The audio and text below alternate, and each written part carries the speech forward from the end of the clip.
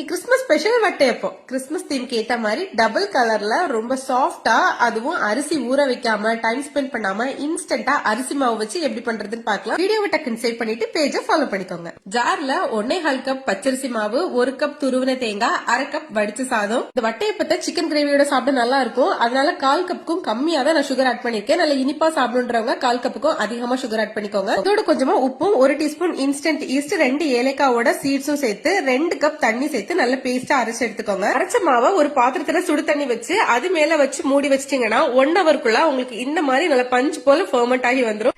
இந்த மாவை 2 பேட்சா டிவைட் பண்ணி ஒண்ணுல ரெட் ஃபுட் கலர் ஆட் பண்ணி மிக்ஸ் பண்ணி வச்சுக்கோங்க. பிளேட்ல நெய் தடவி ரெடி பண்ணி வச்சிருந்த மாவை பாதி அளவு ஊத்தி 3ல இருந்து 4 நிமிஷம் வேக வச்சு எடுத்துட்டு அது மேல பேலன்ஸ் ஒயிட் கலர் மாவை ஆட் பண்ணிக்கோங்க.